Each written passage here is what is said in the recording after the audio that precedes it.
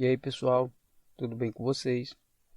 No exercício de hoje, nós iremos demonstrar como é encontrada a equação da linha elástica utilizando o método da dupla integração para uma viga biapoiada com uma carga distribuída ao longo de todo o comprimento da viga. Então, vamos aos estudos.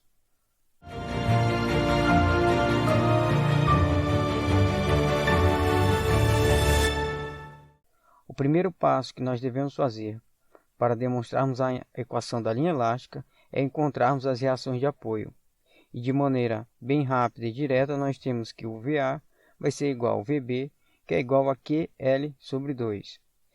Só lembrando que, para quem ainda tem dificuldades em entender como que é feito o cálculo das reações de apoio em vigas isostáticas, e neste caso, viga biapoiada com uma carga distribuída ao longo de todo o vão, eu vou deixar aqui o link do vídeo onde eu explico como são encontradas as reações de apoio nesta situação. Continuando, o segundo passo nós iremos encontrar a função de momento. Para isso, nós precisaremos analisar uma seção de corte ao longo da nossa viga, que será dado por esse comprimento x. O comprimento deste corte em relação ao comprimento da nossa viga será um comprimento x. Esse x ele vai variar entre 0 e o comprimento total da nossa viga, como é dado aqui. Então, analisando essa seção de corte, nós iremos agora levar em consideração o que gera, quais são as forças, qual é o carregamento que gera momento nesse ponto X. Devemos lembrar que temos a reação vertical em A, que é a nossa força VA.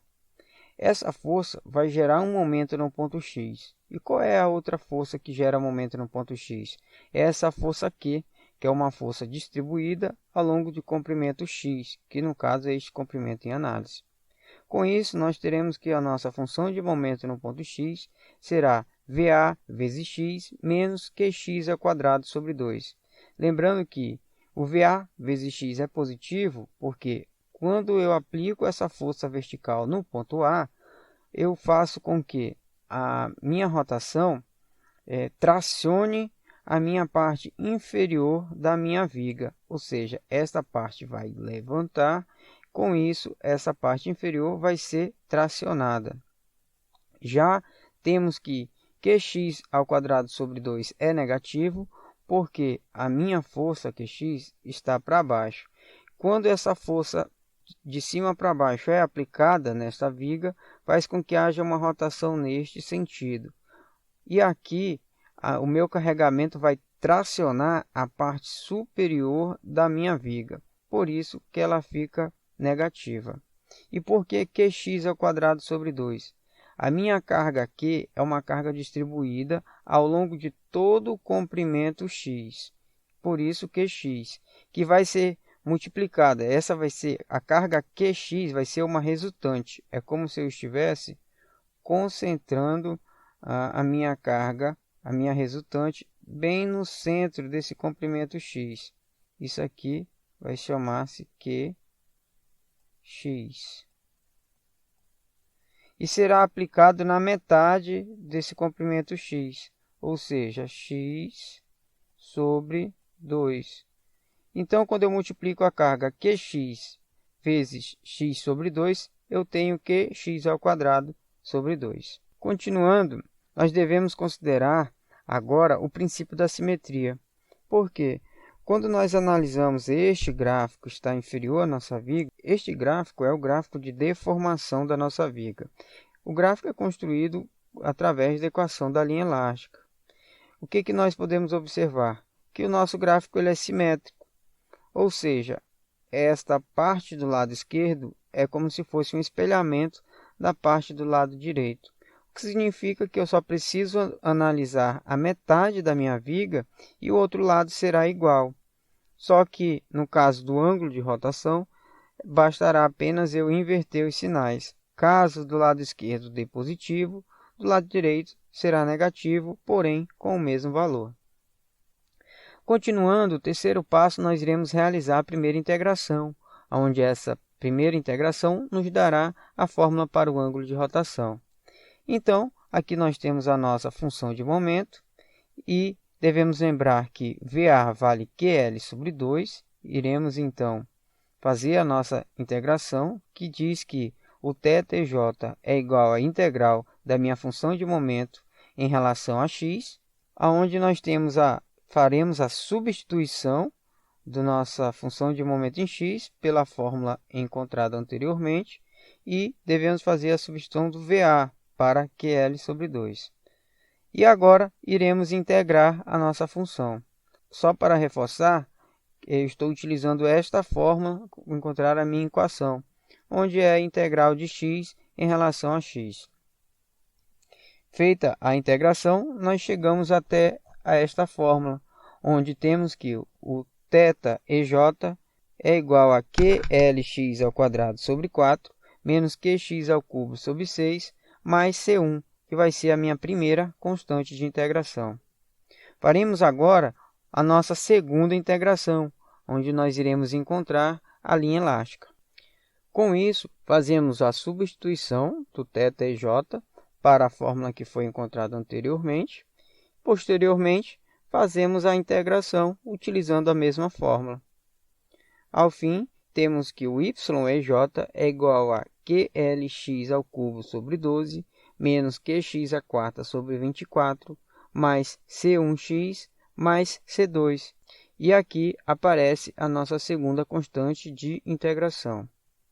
O próximo passo, nós iremos analisar as condições de contorno. Para isso, nós precisamos observar como que se comporta a deformação da nossa viga.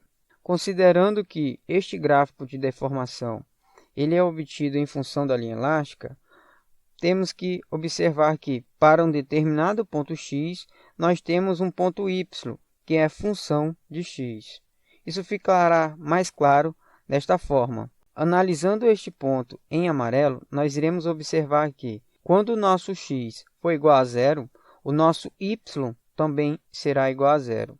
Dessa mesma forma, quando analisarmos o nosso comprimento x igual a L sobre 2, ou seja, na metade do vão, nós teremos que o nosso y será máximo, ou seja, para o comprimento L sobre 2, a flecha da nossa equação será a flecha máxima. E prosseguindo com nossa análise, quando o nosso comprimento for o comprimento total da nossa barra, ou seja, o comprimento L, o nosso y também será igual a zero. Utilizando as nossas equações de contorno para o x igual a zero e para o x igual a L, nós iremos encontrar as equações do ângulo de rotação e da equação da linha elástica. E utilizando a condição de contorno para o x igual a L sobre 2, nós iremos encontrar a nossa equação para a flecha máxima. Dessa maneira, nós iremos substituir o nosso x dentro das nossas equações. Começamos para quando x for igual a zero, teremos o nosso y igual a zero. Pegamos então a nossa equação para o cálculo da linha elástica e faremos a substituição do x igual a zero e o y igual a zero. Desta maneira, o y vai ser zero, tudo que tem x irá zerar. E desta forma, encontramos que o nosso C2 é igual a zero. Agora nós iremos analisar a nossa outra condição de contorno, que diz que quando o meu x for igual a L, o y, que é a função de x, será igual a zero. Iremos então pegar a mesma equação da linha elástica e substituir. Aonde for y, nós iremos igualar a zero, e aonde for x, iremos igualar a L. Fazendo essas primeiras substituições, aonde tinha y, eu igualei a zero, e o C2 sumiu, porque no passo anterior foi dado que era igual a zero. Agora, substituindo aonde tem o x por L, ficamos com a equação de zero igual a QL à quarta sobre 12, menos QL à quarta sobre 24, mais C1 vezes L. Chegaremos então que o C1 é igual a menos QL ao cubo sobre 24.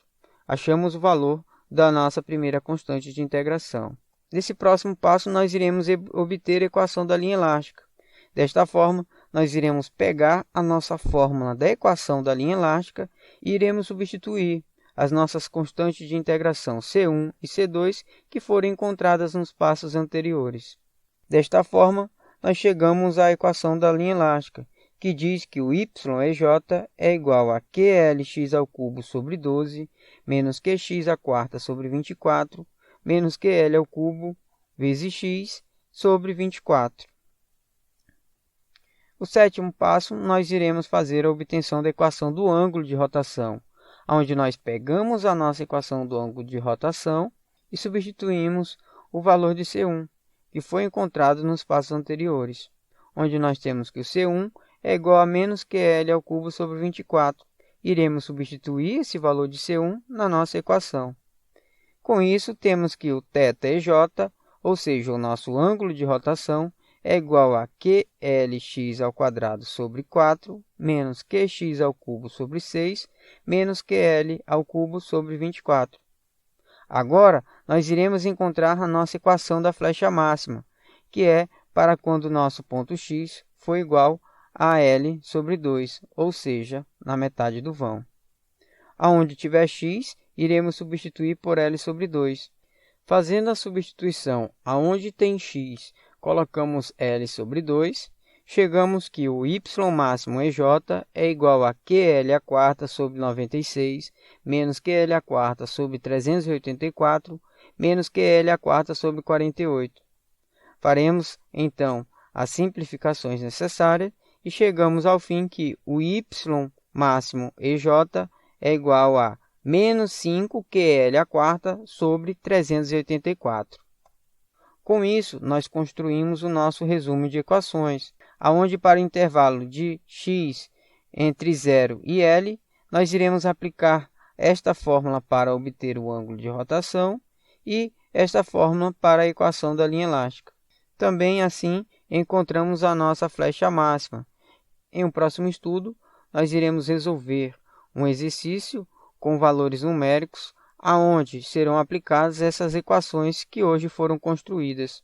Por isso que é fundamental vocês entenderem como é feita a obtenção das equações da linha elástica utilizando o método da dupla integração. Então, por hoje, ficamos por aqui. Agradeço a atenção de todos e até breve.